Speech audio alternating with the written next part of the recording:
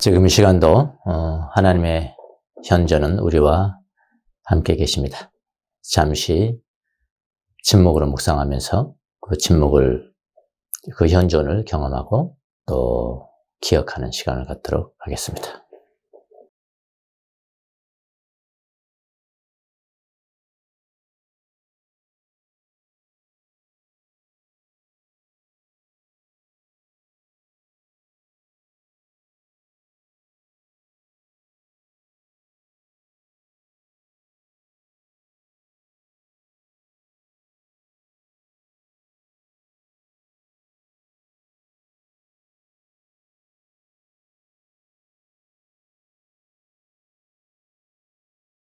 살아계신 주님, 주님의 은혜와 사랑과 주님의 현존이 아니었으면 우리가 시간 존재할 수도 없고 주님을 만날 수도 없고 주님의 은혜를 받을 수도 없는 존재임을 고백합니다. 이 시간도 주님을 청합니다. 우리를 불쌍히 여겨주시고 들려지는 말씀 가운데 주의 음성이 들려지게 하시며 주님의 성령의 능력을 체험하고 경험하는 또 그리고 세미하게 들려오는 주님의 음성이 들려지는 귀한 시간이 될 수 있도록 은혜를 베풀어 주옵소서. 부족한 종을 세워싸오니 입술에 기름을 부어주시고 기록된 말씀을 가장 쉽고 효과적으로 전달할 수 있도록 은혜를 베풀어 주옵소서. 예수님의 이름으로 기도합니다. 아멘. 네, 우리가 지난 시간에는 바울은 메신저로 사도로서 세 가지 자유가 있는 사람이다. 그걸 살펴봤죠. 하나는 뭐라고 그랬죠? 사람의 환심, 아첨하지 않는다. 사람 앞에 알랑방귀지 않는다. 사람의 환심으로부터의 자유라고 그랬어요. 그 다음에 두 번째 자유는 탐욕의 마스크를 쓰지 않는다. 탐욕으로부터의 자유. 이 말은 뭐냐면은 사람들에게 부담 주지 않는다. 나는 사람들에게 부담 주지 않는다. 두 번째 자유고, 세 번째 자유가 뭐였죠? 사람의 영광을 구하지 않는다. 또 다른 말은 사람 칭찬. 사람 칭찬을 구하는 사람이 아니다. 또 다른 말로 뭘까요? 쉬운 말로는 사람의 인기 그 별거 아니야. 인기 있는 것과는 거리가 멀다. 그렇게 했습니다. 사실 다 쉬운 것 같지만 어떻게 보면 쉬운 것 같지만 굉장히 현대인을 살아간 사람들에 대해서는 쉽지 않은 그런 자유입니다. 자, 이렇게 말하면은 사람들이 바울을 생각할 때 이 바울에게는 아무런 권위가 없나 이거? 이렇게 아무런 권위도 없고 힘도 없는 사람이라고 생각할 수 있을지 몰라서 바울은 바로 이어서 이렇게 이야기를 해요. 자, 우리가 본 성경에는 7절에 들어가 있어요. 이 말씀이요. 7절에 들어가 있지만은 다른 번역본을 보면은 6절 후반절로에 들어가 있습니다. 그러니까 지난 시간에 전했던 그 말씀과 이어지는 거예요, 사실은요. 6절 후반절로 들어가 있습니다. 자, 그것이 뭐냐면은 이 말씀입니다. 물론, 이라잖아요. 물론, 우리는 그리스도의 사도로서 권위를 주장할 수도 있었습니다. 이런 이야기를 하는 거죠, 바울이요. 그러니까 바울은 아무런 권위가 없는 사람이 아니라 사도라고 주장을 합니다. 사도. 내가 사도이기 때문에, 그러니까 뭐라고요? 권위가 있다는 이야기죠. 내가 사도이기 때문에 권위가 있다. 그런 말입니다. 이 권위가 무엇인가는 나중에 이제 살펴보겠습니다. 그러나 이 권위를 내가 가지고 있지만은 이 권위를 사용하지 않는다. 그랬어요. 사용하지 않는다고 말하면서 자기가 이제 데살로니가에 있는 교인들에게 어떻게 처신을 했는지, 또 다른 말로는 어떻게 사역을 했는지, 어떻게 목회를 했는지를 진솔하게 피력을 합니다. 그 말씀이 오늘 7절, 8절이고요. 다음 주에 이어질 9절도 역시 이제 계속돼요. 내가 어떤 사람인가를 이야기를 합니다. 그래서 우리는 먼저 이 사도라는 의미를 조금 알 필요가 있어요. 사도라는 게 무슨 뜻인가? 우리만 사용하는 단어가 아니에요. 이방인들도 사용했고요. 지금도 이방인도 사용하지 않습니까? 정의의 사도, 뭐 그러지 않습니까? 정의의 사도. 그거 우리만 사용하는 거 아니거든요. 그 당시도 마찬가지였어요. 유대인들도 사용을 했고요. 공통적으로 사용했습니다. 그래서 이 사도라는 의미를 조금 알 필요가 있습니다. 자, 바울은 자기 자신과 자기 동료들 모두를 뭐라고 그랬냐면은 그리스도의 사도라고 이렇게 표현을 했습니다. 보통 사도라는 의미는 보내심을 받은 자라는 뜻이잖아요. 여러분이 아시다시피 보내심을 받은 자 또는 메신저 그러죠. 메신저라는 그런 의미입니다. 그래서 이 사도라는 의미는 그 당시에 이방인들뿐만 아니라 유대인들 사이에도요 공통적으로 사용된 그 단어입니다. 자, 유대인들이 어떻게 사용을 했냐면은 유대인들이 사용할 때의 사도라는 의미는 뭐냐면은 어떤 사람이 있어요. 근데 이 사람의 개인적인 대표자, 개인적인 대리인 이런 뜻이에요. 대리인을 의미하는 거예요. 그러니까 탈무드에도 보면은 이 단어가 사용되었다고 합니다. 뭐라고 그러냐면 어떤 사람의 샬리아크, 히브리말로 샬리아크. 이게 이제 대리인인 거예요. 어떤 사람의 대리인. 그러니까 샬리아크라는 것은 마치 대리권을 준 분, 그러니까 대리권을 준 분과 자신과 같은 사람이라는 뜻이에요. 그러니까 대리권을 준 사람이 있고 대리권을 받은 사람이 있잖아요. 대리권을 받은 사람이 샬리아크인데 이 샬리아크가 유대인들에게 어떤 의미로 다가왔냐면은 이 대리권을 준 사람 그 자신, 무슨 말인지 아시겠죠? 그 자신이라고 여겨졌다 이 말입니다. 근데 이 히브리어 샬리아크가 그리스어로 번역을 했어요. 히라보로 번역했습니다. 히라고로 번역을 하면은 그게 뭐가 되냐면은 아포스톨로스가 됩니다. 아포스톨로스. 그러니까 영어로는 에포슬 그러죠? 이 아포스톨로스 나왔어요. 그러니까 그리스도의 아포스톨로스 또는 유대인들에게는 그리스도의 샬리아크라는 의미는 그리스도 자신에 해당되는 거라고요. 유대인들이 딱 생각할 때. 무슨 말 아시겠죠?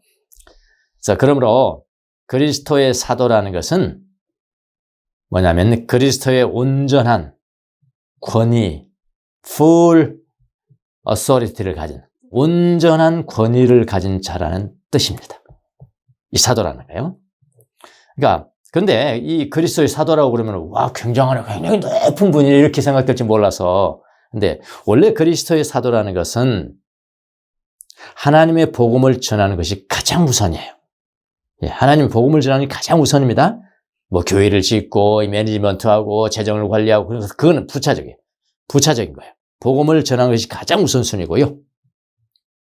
그래서 그리스도께서 바울을 따로 떼어놨다는 거예요. 뭐 때문에? 복음을 전하기 위해서 따로 떼어놨다. 너는 따로 떼어놓은 사람이야. 사도죠, 사도. 그러니까 바울은 이걸 잘 알고 있었다 이 말입니다. 그것이 이 바울과 그 동료들에게는 그에 걸맞는 명예도 주었고요. 권위가 있는 지위죠, 지위. 어떤 지위를 준 거예요. 그러나 바울은 뭐라고 주장하냐면 그런 권위를 내가 주장하지 않았다 그러잖아요. 그런 권위를 주장하지 않았다라고 이야기를 합니다. 만약 권위를 주장하였다면은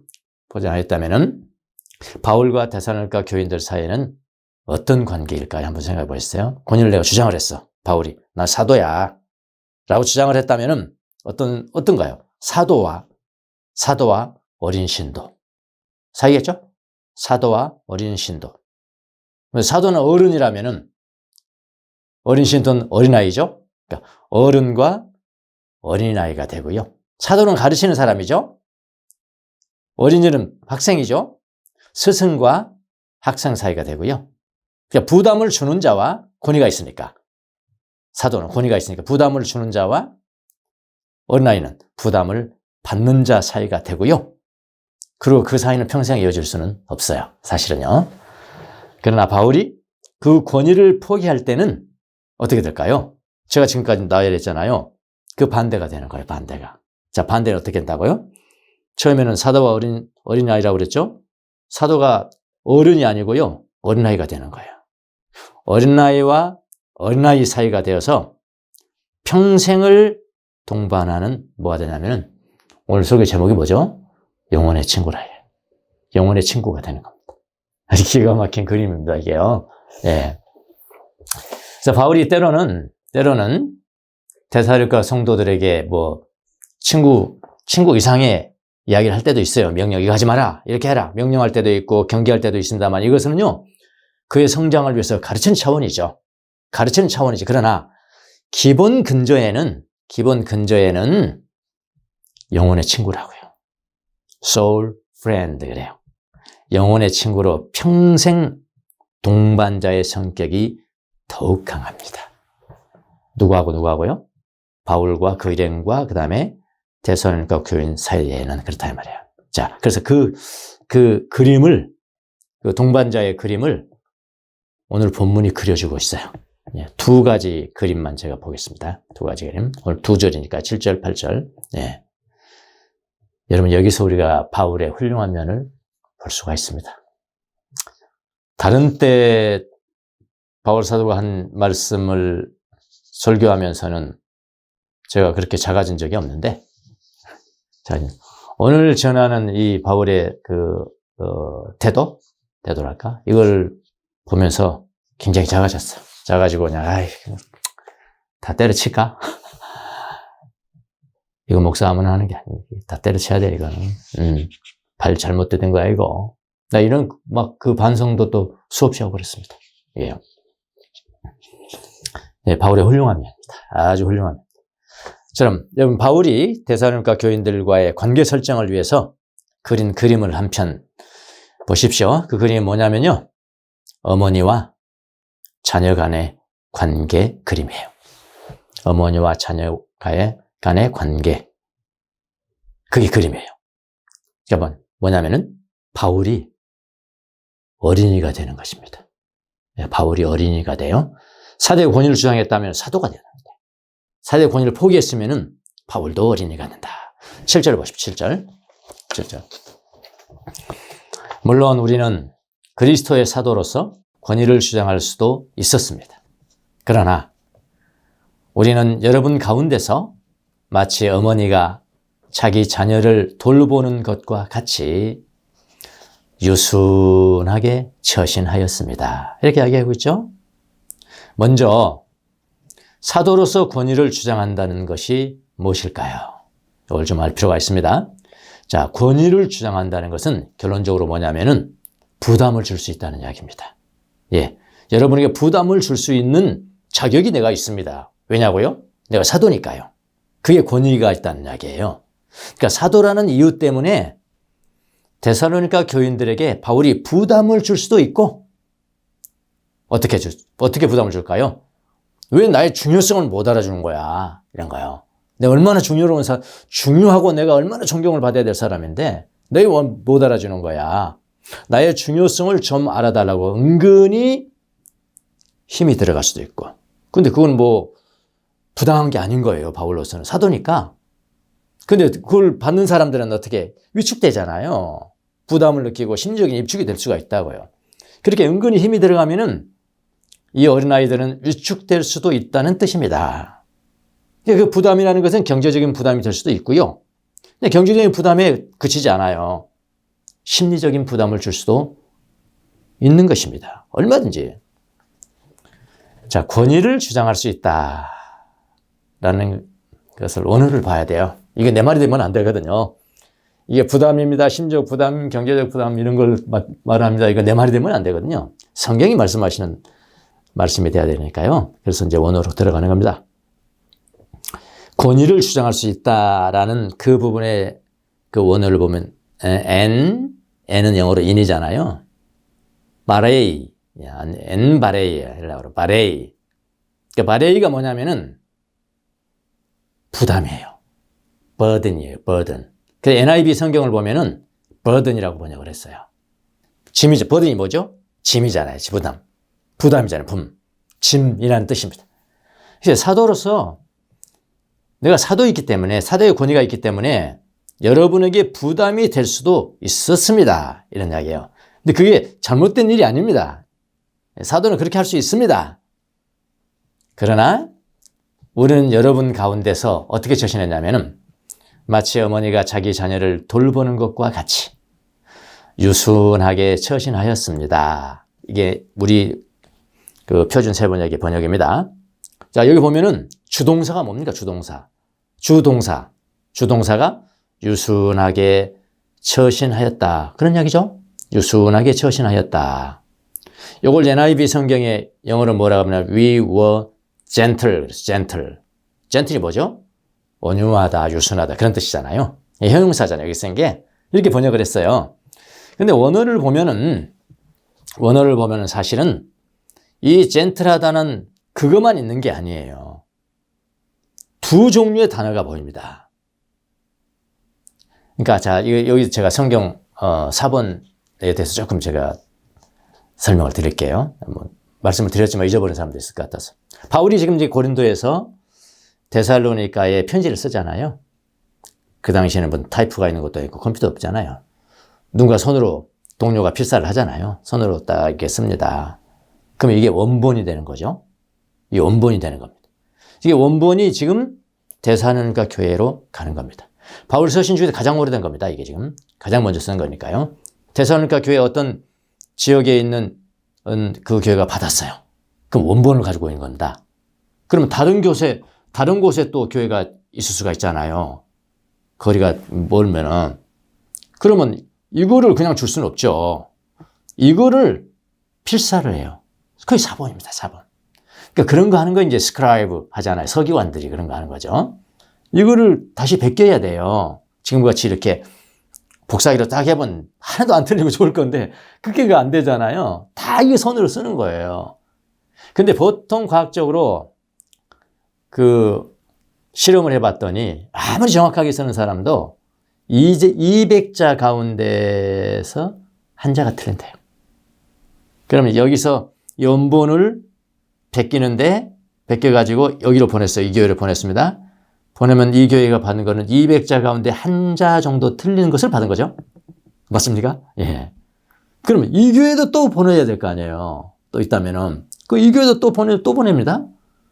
그러면 200자 가운데 한 자가 틀렸는데 그 가운데 또 200자가 또 한 자씩이 틀리는 거예요.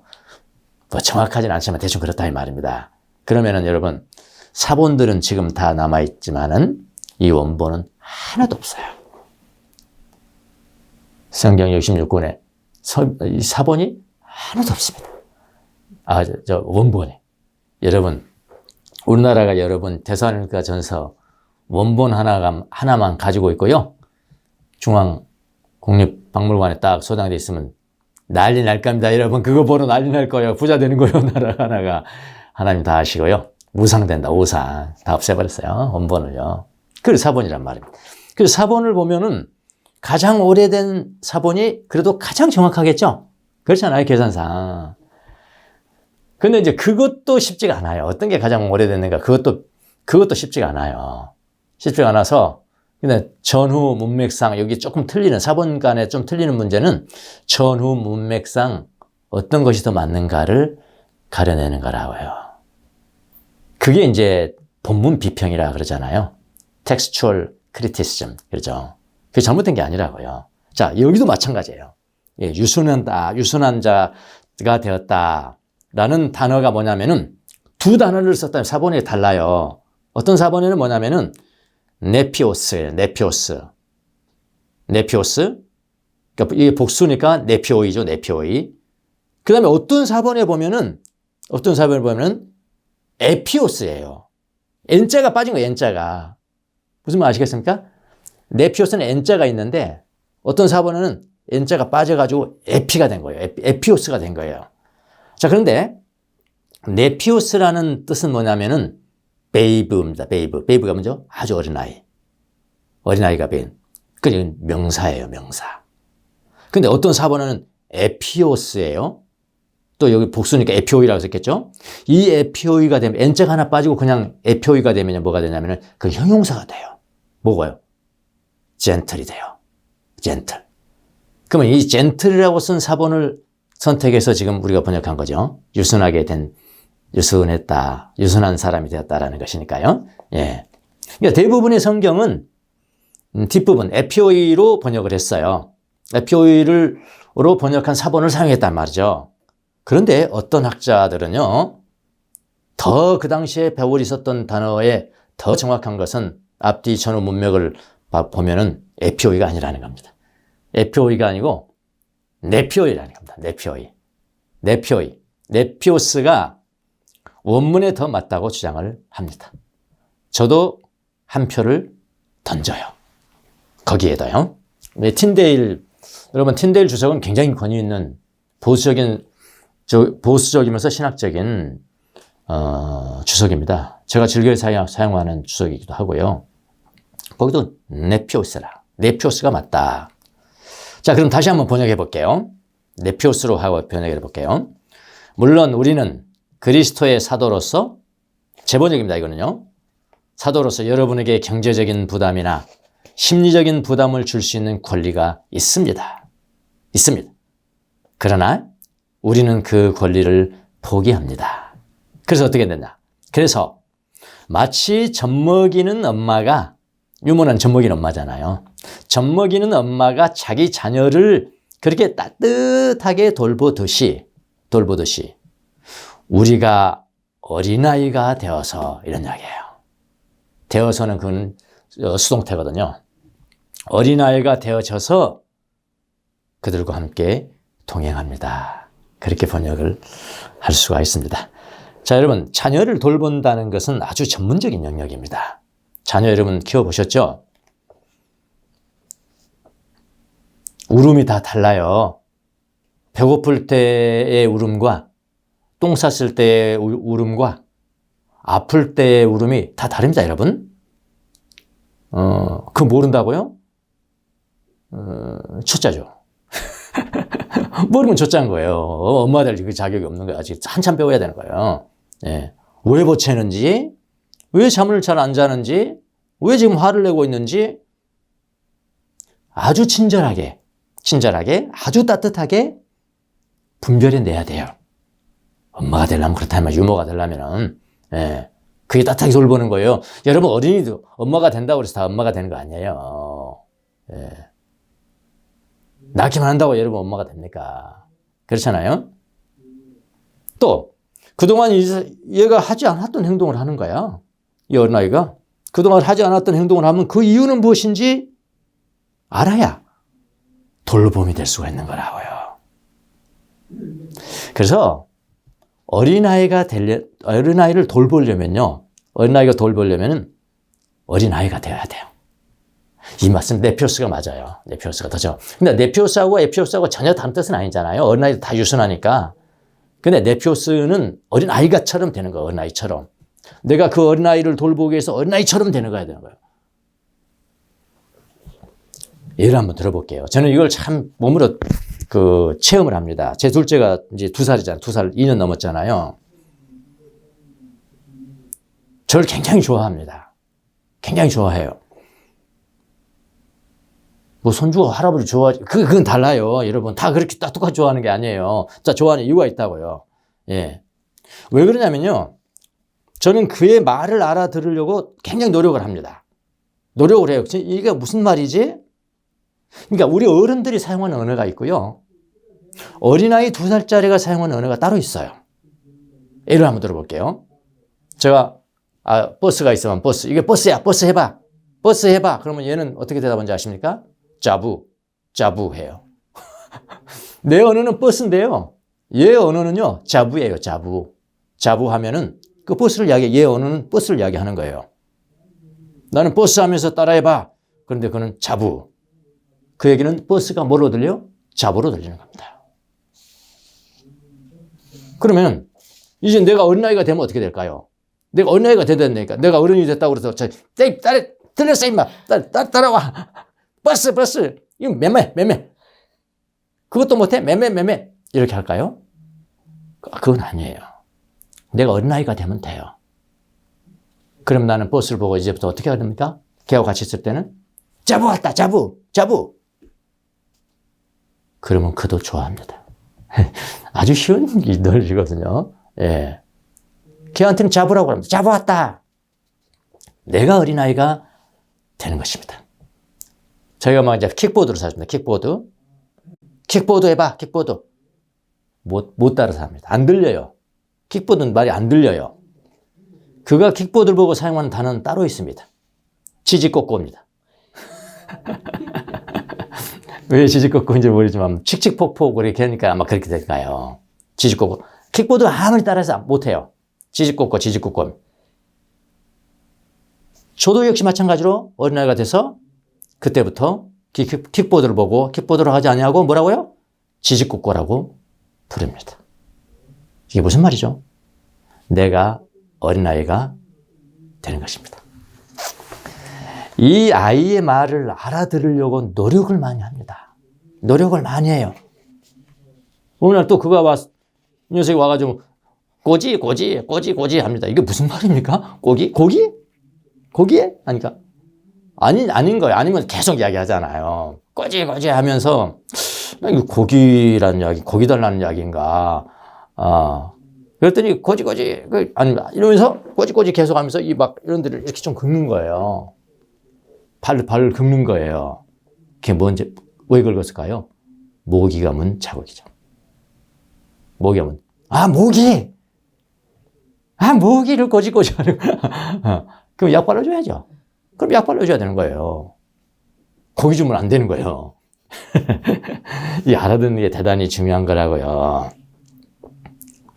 그때부터 그놈에게도 나에게도 모기는 꼬지가 된 겁니다. 어린아이가 되어서 그를 이해하려면요, 여러분, 간도 쓸개도 다 빼놓고, 그 다음에 어떻게 잘 경청을 해야 돼요. 어떤 환경과 연결돼서 이야기를 하는 것인가를 알아야 그 언어를 알아듣고 그의 요구를 알아듣고 요구에 대한 대처를 하는 거죠. 그게 돌보는 거잖아요. 잘 경청을 해야 돼. 좀 아주 너무 쉬운 일상에서 볼 수 있는 이 영성이에요, 이게 본. 바울이 그렇게 했다는 거예요. 유모가 자기 자녀를 돌보듯이 나도 어린아이가 되었다. 나도 그런 어린아이가 되었다. 난 이 부분을 이제 이 부분을 묵상하면서 문득 영성 지도자들의 모습과 똑같다는 것을 알게 됐습니다. 여러분, 제가 이제 벌써 2년이 지났네요. 2년 전에 영성 지도자 과정을 미국과 지금 하고 있잖아요. 그때 제가 한 이유는 그거였어요. 이제 성도들이 다 우리가 리트릿을 전부 다 가자. 일부만 갔었었는데, 그것도 뭐 1박 2일 역식으로 이제 갔었는데, 그러지 말고 전 교인이 나눠서 정식으로 갔으면 좋겠다. 이런 요청들이 있어서. 여러분, 근데 영성 리트릿 지도자가 되려면은, 리트릿을 리드할 수 있는 지도자가 되려면은 영성 지도자가 되는 건 필수입니다. 예. 왜냐하면 거기 하면서 기도 체험 또 무슨 다른 체험들을 분별해 줘야 되거든요. 그러니까 그게 필수예요. 여러분, 이제 그래서 영성 지도자 가족을 시작을 했습니다. 근데 뭐 영성 지도자는 어떤 과정을 끝나고 디그리를 딴다고 되는 건 아니거든요. 아예 디그리나 서티피켓에 아예 써져 나옵니다. 이 디그리가 당신이 영성 지도자라는 것을 증명하지는 않습니다. 개런티하지는 않습니다. 이렇게 써요. 그러니까 영성 지도자는 누가 만드느냐? 그 성령님이 만드시고 사람들이 만드는 거거든요. 다른 사람들이 만드는 거거든요.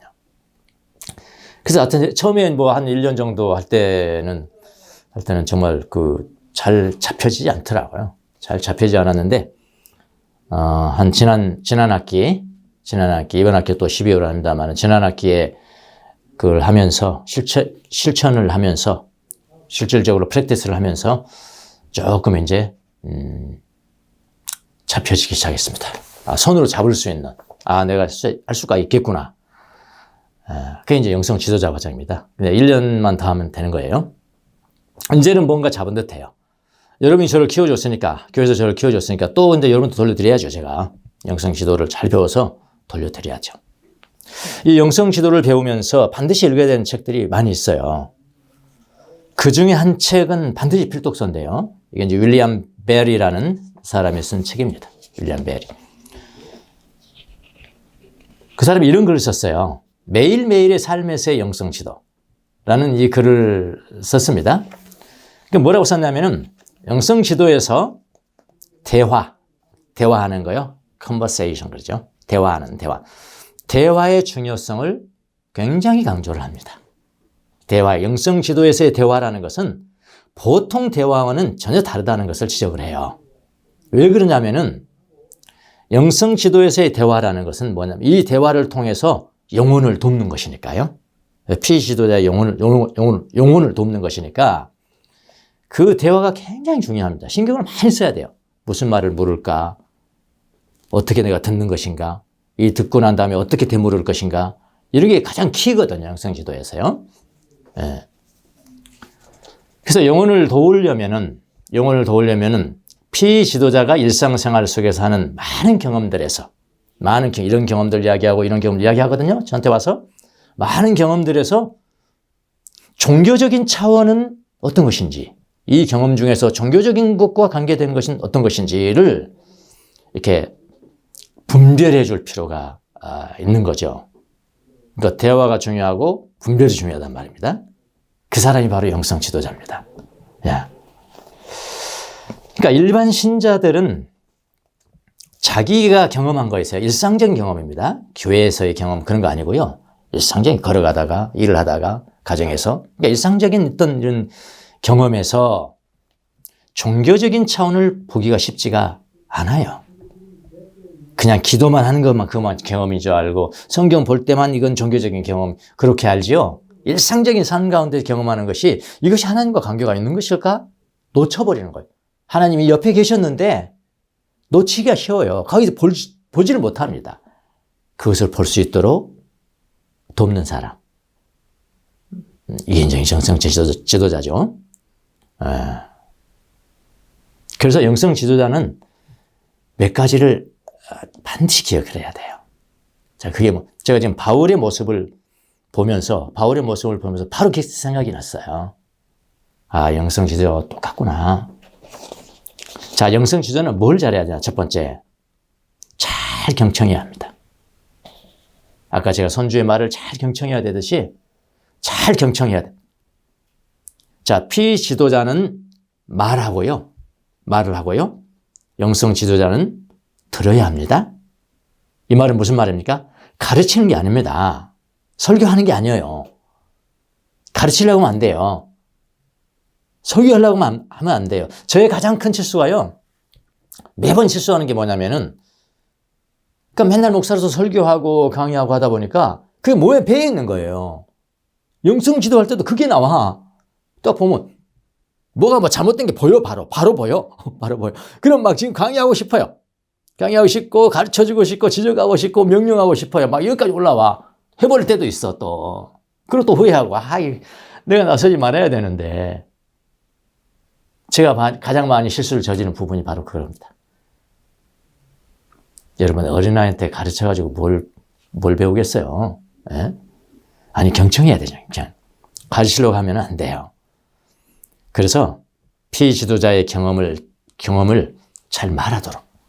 무슨 말 아시겠죠? 내가 막 가르치는 심리가 여기까지 올라오지만은 설교하고 그냥 강의하고 싶은 마음이 여기까지 올라오지만 이걸 참아놓고 더 이야기를 더 진전시키도록 더 탐험을 하도록 자기 경험을 더 탐험하고 더 음미하고 그래서 결국은 그 내가 깊은 곳에 있는 주님이 너와 함께 계신 그러니까 주님과 친밀감이죠. 그 친밀감을 더욱더 깊게 만드는 거 그게 영성 지도자죠. 그게 더 저 이야기를 많이 하도록 그렇게 돕는 거라고요. 같이 나가면 안 된다니까요. 그러니까 경험을 잘 말하도록 격려하고 잘 들어야 돼요. 또 경험을 명료하기 위해서 그런 경험을 하셨어요. 좀 더 말씀해 줄 수 있겠어요? 그때 기분이 어떠셨나요? 그때 무슨 이미지가 떠올랐나요? 그때 무슨 색깔이 보였나요? 뜨거웠나요? 차가웠나요? 그런 거. 혹시 어떤 필링이 같은 감정이 있었습니까? 이런 것들을 다시 또 물어주죠. 이것은 뭐예요? 더 명료하게, 그 경험을 더 명료하기 위해서 질문을 해야 돼요. 그리고 또 드려야 되고, 질문하고 또 드려야 되고, 듣고 잘 드려야 됩니다. 말하도록 따뜻하게 격려를 해야 돼요. 그가 무슨 말 하든 상관없어요. 심지어 여러분이 크리스찬이 아니어도 상관이 없어요. 영성 지도는 다 할 수 있습니다. 불교 신자도 상관이 없어요. 이단도 할 수 있어요. 원한다면. 말하도록 따뜻하게 격려를 해야 합니다. 유모가, 젖먹이는 엄마가 자기 아이의 모든 소리를 듣고, 소리를 듣고 무슨 소리인지 알아차리면 돌봄이 시작되는 거예요. 그렇겠죠? 이건 배고프다. 우는 소리 듣고. 이거 오줌 쌌다. 이거 똥 쌌다. 어디 아프다. 이걸 알아들으면은 돌봄이 시작된다 이 말입니다. 첫 번째, 잘경자. 두 번째, 영성 지도자는 피지도자를 잘 길러야 합니다. 그러니까 어린이를 잘 기르는 것과 똑같아요.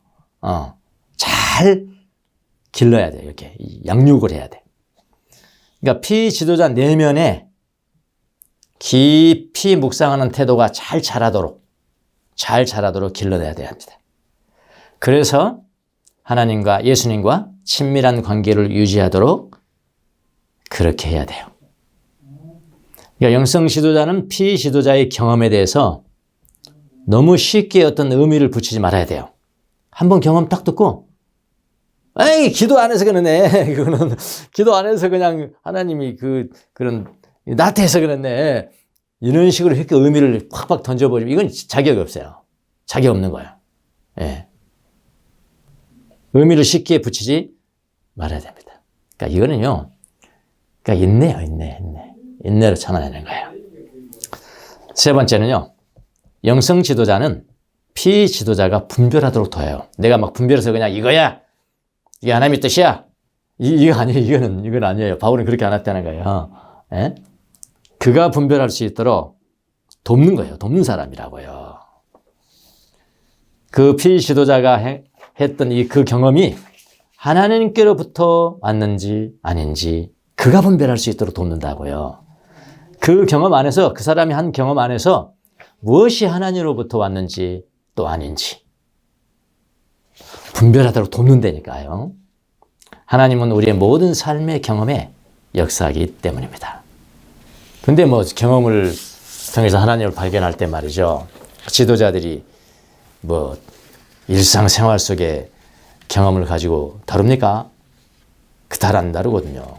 보통 기도하고 어디 봉사 가고 교회에서 무슨 봉사하고 그런 것에 하나님이 나를 도와주셨냐 안 했냐, 그거는 조금 할지 모르겠지만은 일상생활 속에서 그런 거 잘 안 다르거든요. 아니, 근데 하나님은 여러분, 우리가 종교적이라고 생각하는 그런 면만 역사하는 게 아닙니다. 우리의 일상생활의 모든 삶이에요. 예수님의 진리를 전달할 때 여러분, 성전에서만 전달했습니까? 성전에서 전달한 것은 극히 10분의 1도 안 돼요. 더 많은 부분은 갈릴리 고기 잡는 현장에서 그랬잖아요. 고기 잡는 현장에서, 병자가 누워있는 집에서, 강에서, 일터에서 다 이루어진 거라고요. 지금도 마찬가지입니다. 우리 예수는 우리의 모든 경험 가운데 예수님 계시는 거예요. 그래서 그걸 분별해서 이제 더 친밀하게 들어갈 수 있도록 돕는 게 영성 지도자다라는 거예요. 네 번째 중요한 면인데요. 영성 지도자는 피지도자로 하여금 하나님과의 관계에서 새로운 발전에 대해 딱 발전하잖아요. 하나님 관계가 싹 새로운 발전을 하면은 어떤 저항이 생겨. 새로운 세계를 들어가면 저항이 생기듯이 저항이 있는지를 그걸 도와줘요. 보도록 도와줘야 돼. 예를 들어서 피지도자가 하나님과 너무 가까워지면요. 하나님과 너무 가까워지면은 자기 자신에게 자기의 정체성을 위협할 수 있다고 생각해요. 내가 너무 빠지면 안 되는데. 이렇게요. 내가 너무 빠지면 안 되는데. 위협할 수 있다고. 하나님과 너무 가까이 가면 내 정체성이 위협을 받는다고 생각합니다. 그런 사람이 있어요. 그걸 잘 분별해 줘야 돼요. 또는 하나님의 이런 식으로 이야기하잖아요. 뭐 자기 남편이 예를 들어서 하나님을 경험했어요.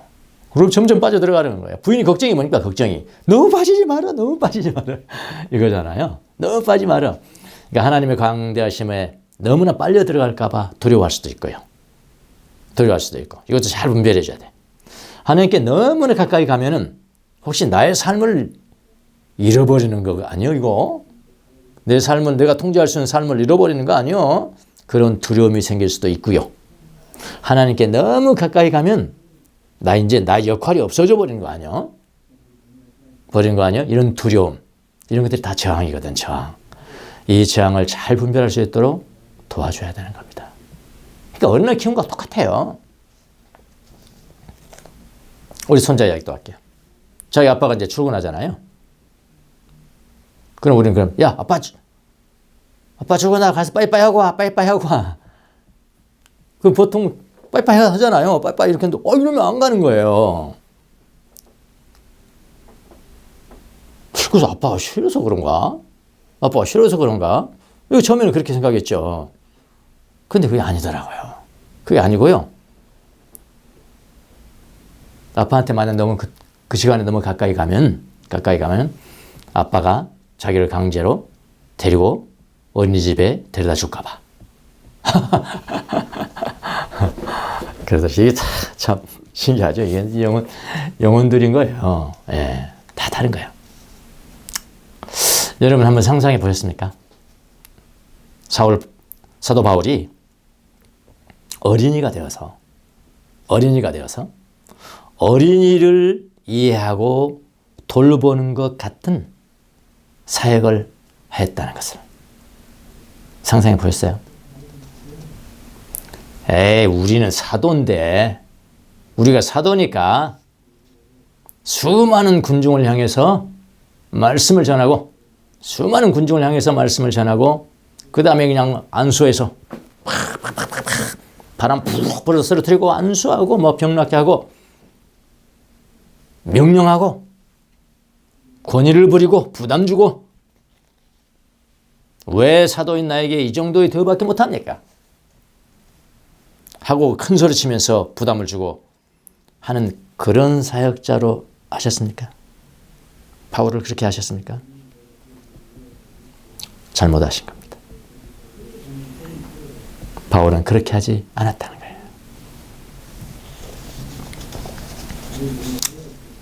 우리 교회도 이런 교회가 될 수 있을까요?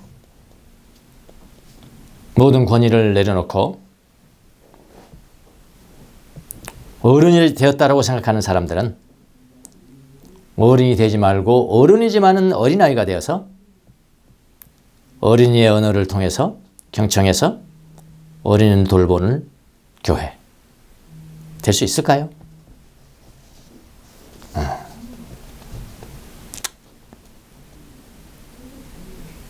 기도해야 될 문제 같습니다. 기도해야 될 것 같습니다. 저는 그러지 못했습니다. 저는 솔직히 여러분에게 때로는 권위도 부리고 가르치려고만 했고 잘 경청하지 않은 것 같습니다. 이 뻔한 소리, 내가 해결책 줄게. 잠깐 기다려봐. 해결책 이거 이렇게 처방전 주듯이 마치 저는 그렇게 하려고 한 때가 상당히 많다는 것을 깨닫게 되었습니다. 회개합니다. 그리고 제가 바울같이 그렇게 어린애가 돼서 진짜 부담 주지 않고 유순한 어린이가 되어서 유모가 젖을 주는 엄마가 자녀를 키우듯이 그렇게 했는가? 그렇게 될 수 있을까? 내가 될 수 있을까? 회개도 했지만 여러 가지 생각을 많이 했습니다. 다 버려야 할까? 많이 했습니다. 이게 첫 번째 그림이에요. 첫 번째 그림. 또 어떤 그림입니까? 또 하나는 8절입니다. 8절에 무슨 그림이냐면은 평생 동행자의 그림입니다. 평생 동반자의 그림. 바울은 평생 동방자. 누구와? 그 성도들과. 자, 8절을 보십시오. 8절을.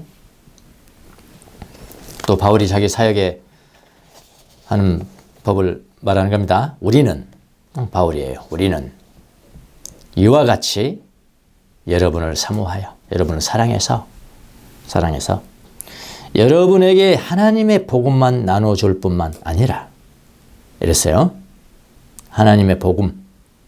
그거 가장 우선이죠, 사실은요. 근데 그거 했다는 겁니다. 그거 했다는. 근데 그것만이 아니라, 그 다음에 뭐라고 그러냐면은, 우리 목숨까지도 기쁘게 내줄 생각입니다. 기쁘게 내줄 생각입니다.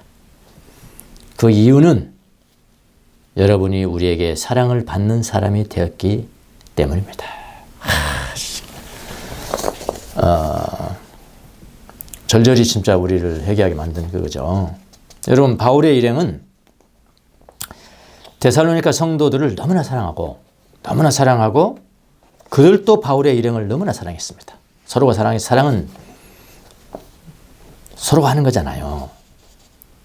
그 결과 바울은 그들에게 복음만 전한 것이 아닙니다. 복음만 전한 게 아니에요. 뭐 했습니까? 목숨까지도 기쁘게 내어줄 생각을 갖고 있었단 말이에요. 필요하다면.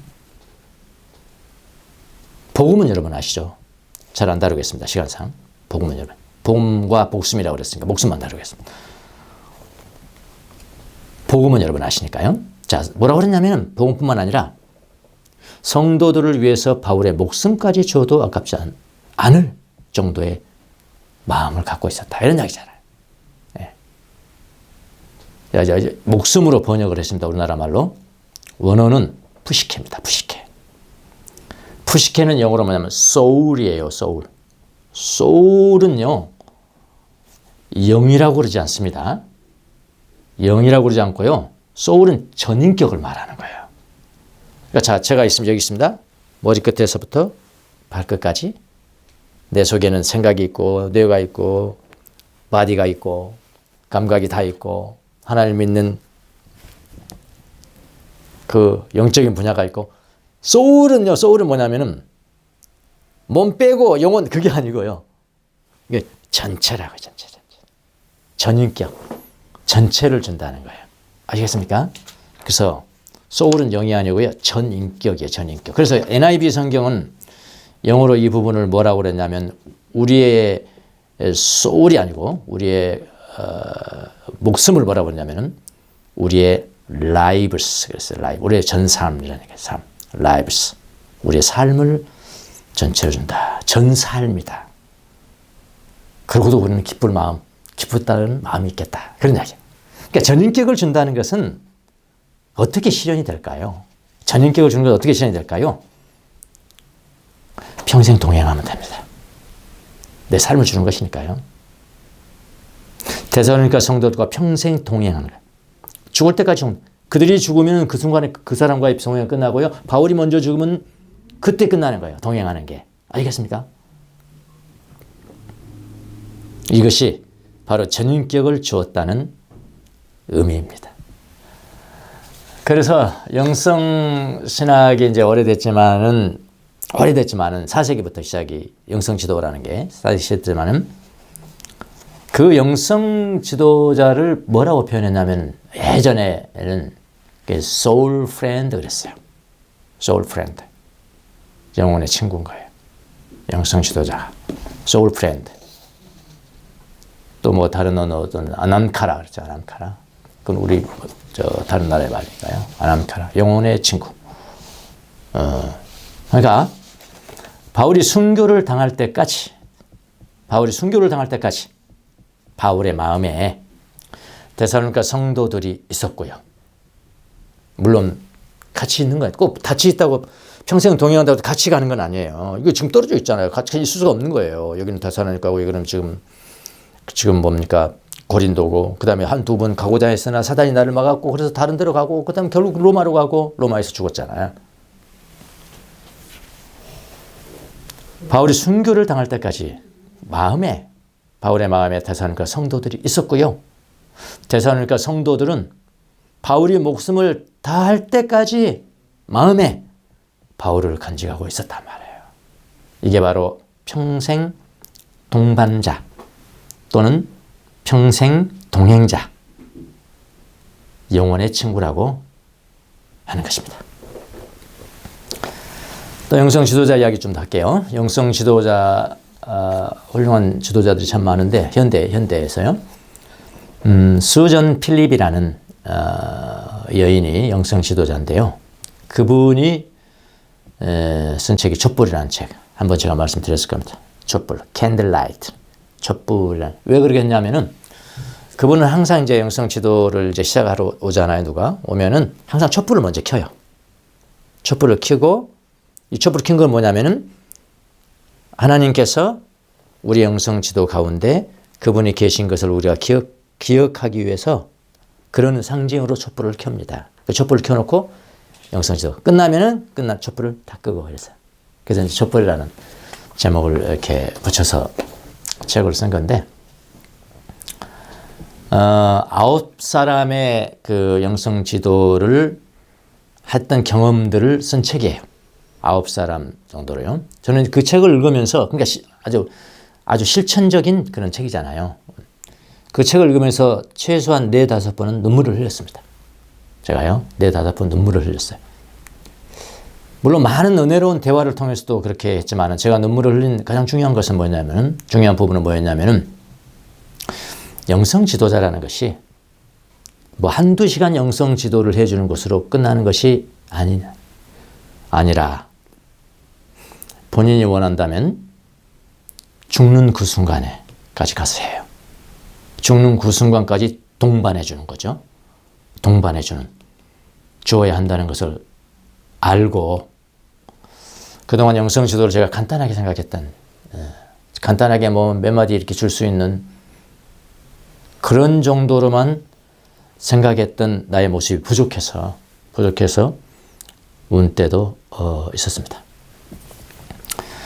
그 책에 의하면은 영성 지도는 한 3단계로 나눠요. 처음의 단계, 그 다음에 처음의 단계를 지나면 그 사람이 이제 성숙하게 되죠. 처음의 단계를 지나면 그 사람이 나를 신뢰하게 돼요. 신뢰하면 이제 성숙이 이루어져요. 성숙하는 단계. 그 다음에 성숙만 가지고 안 되고 그 다음에 뭐냐면 열매를 맺어야 되잖아요. 그러니까 초기 단계, 성숙의 단계, 열매 맺는 단계, 이 3단계의 길을 걸어가야 돼요. 걸어가야 되는데 그 열매 맺는 단계가 마지막 죽음의 단계일 수도 있는 거예요. 어떤 때는 죽음의 순간까지 함께 동행해줘야 한다고 이야기를 하고 있습니다. 하나만 잠깐만 예를 들어볼게요. 멜리사라는 사람이, 여인이 있었습니다. 멜리사라는 여인이 전문직 여성입니다. 근데 이 여인은 어려서 이 등에 심한 상처를 입고 휠체어를 탈 수밖에 없는, 등에 심한 상처를 입고 휠체어를 타고 다니면서 5번이나 큰 수술을 한 여인입니다. 피 지도자가요. 그러니까 영성 지도를 받을 때도 휠체어를 타고 가고요. 영성 지도를 받는 곳에 오지 못하기 때문에 출장을 가야 돼요. 영성 지도가 출장을 가요. 그렇게 하면서 그가 병원에서 죽어가는 순간에 자기 지도자를 부릅니다. 영성 지도자를 불러요. 그래서 영성 지도자는 죽어가는 그 순간까지 동행을 하여 줍니다. 그래서 이렇게 표현해요. 나는 멜리사의 고통스러운 현실 속으로 들어가려고 애썼다. 그 길에서 예수님께로 시선을 고정시키려고 했다. 어떤 길은 분명하거나 구부러지지 않고 쭉 뻗은 신장로 같지는 않았다. 멜리사와 또 그녀와 함께 하려고 애쓰는 나는 그녀의 고통이라는 거센 바람을 맞고 팽개쳐지는 느낌이었다. 이렇게 마지막 영성 지도의 순간을 기록하고 있습니다. 그리고 그녀는 뭐라고 강조하냐면 영성 지도자는 피지도자에게 모든 해결책을 줄 수는 없다. 모든 해결책을 주는 게 아니라, 그러나 영성 지도자는 피지도자에게 그의 죽음의 마지막 순간까지 동행을 줄 수는 있다. 이렇게 기록했어요. 이 장면에서 제가 눈물을 흘렸죠. 아, 내가 너무나 부족하게 안이하게 생각했구나 라는 생각이 했습니다. 자, 나갈 시간이 됐습니다. 바울과 데살로니가 성도들의 관계가 바로 이런 평생 동행, 평생 동반의 관계가 아닐까요? 우리의 관계를 한번 돌아볼까요, 여러분? 우리는 영혼의 친구일까요?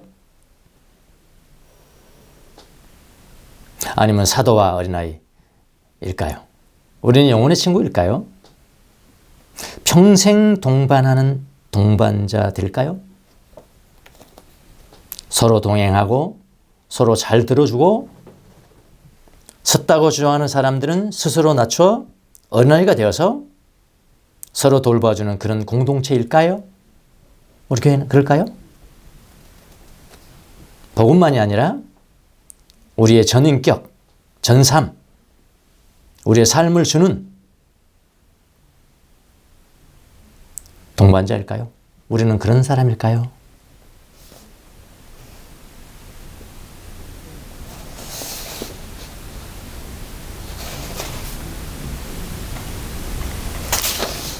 정말 우리의 기도가 필요합니다.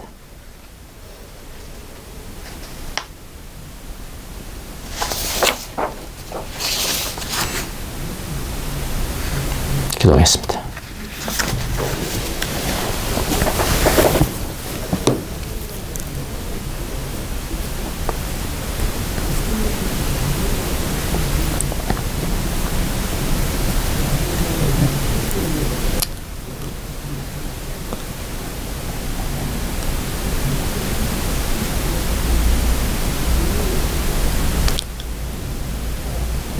살아계신 예수님, 바울 사도가 사도로서의 권위를 주장할 수 있지만 부담도 줄 수 있고 명령할 수도 있고 힘을 쓸 수도 있지만 그 권위를 포기하였다. 그리고 스스로 어린아이가 되었다. 그리고 복음뿐만 아니라 우리의 전 삶, 전인격을 주었다.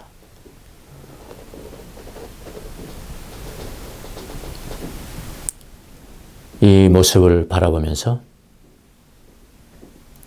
바울에 대한 관점, 사역자에 대한 관점, 성숙하다고 말하는 사람들에 대한 관점,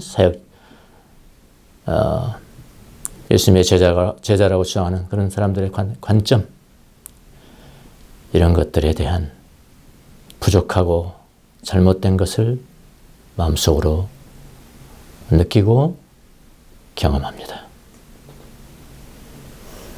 주님, 우리 사랑하는 바른교회 성도들, 주님 기억하여 주옵소서. 우리가 서로 영혼의 친구가 되어 있는 그런 공동체를 이루고 있는 것인가? 깊이 성찰하고 주님 앞에 간구하는 귀한 자녀들이 될 수 있도록 은혜를 베풀어 주옵소서. 그래서 자신을 본받으러 간 바울처럼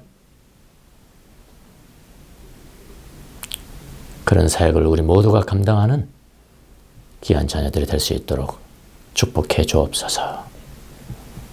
예수님의 귀하신 이름으로 기도합나이다. 아멘.